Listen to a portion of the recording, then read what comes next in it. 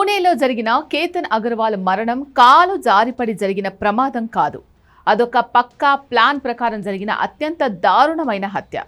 ప్రియుడితో కలిసి కాబోయే భర్తను 400 అడుగుల లోయలోకి తోసి చంపిన సియా గోయల్ కళ్ళు చెదిరే కుట్ర ఇప్పుడు దేశవ్యాప్తంగా సంచలనంగా మారింది.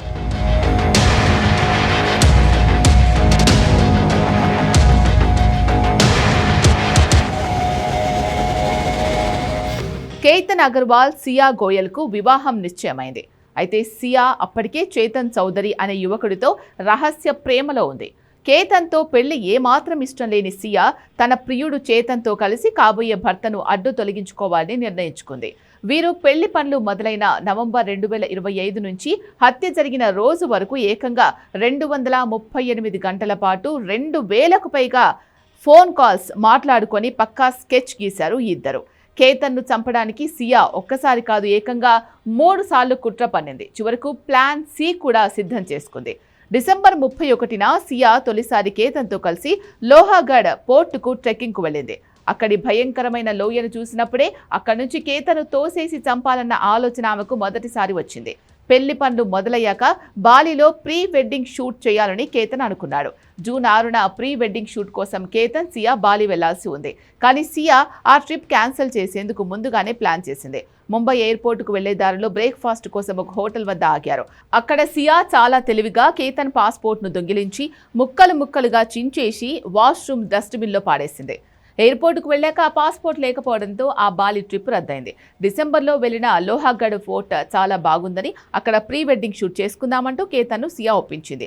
అమాయకంగా ఆమె మాటలు నమ్మిన కేతన్ ఓకే అన్నాడు. జూన్ 14న ఫోటో షూట్ నెపంతో కేతన్ను సియా మళ్లీ లోహాగఢ్ పోర్టుకు తీసుకెళ్లింది. అక్కడ పక్కనే పాముందంటూ అకస్మాత్తుగా అరిచి నాటకమాడింది. భయపడుతున్నట్టుగా నటించి కేతన్ను వెనక్కు నెట్టింది. లోయలో పడి కేతన్ చనిపోతాడని ఆమె అనుకుంది. కానీ పక్కనే ఉన్న పొదను కేతన్ గట్టిగా పట్టుకోవడంతో వెనక్కు వాలిపోలేదు. దీంతో ఆమె ప్లాన్ అట్టర్ ఫ్లాప్ అయింది. కేతన్ కూడా సియా భయంలో తన మీద పడింది అనుకున్నాడు. జూన్ 19న సియా పుట్టినరోజు. ఆమె బర్త్డే మహాబలేశ్వర్లో సెలబ్రేట్ చేయాలని కేతన్ అంతా ప్లాన్ చేశాడు. ఈ గ్యాప్లోనే కేతన్ను లేపేయాలని ప్లాన్ చేసిన సియా జూన్ 18న మరోసారి కేతన్ను పోర్టుకు తీసుకెళ్లింది. ఈసారి మర్డర్ అటెంప్ట్కు తన లవర్ చేతన్ హెల్ప్ కూడా తీసుకుంది. ఒకవేళ 18న ప్లాన్ మిస్ అయితే 19న మహాబలేశ్వర్లో కేతన్ను చంపేయాలని ప్లాన్ చేసింది.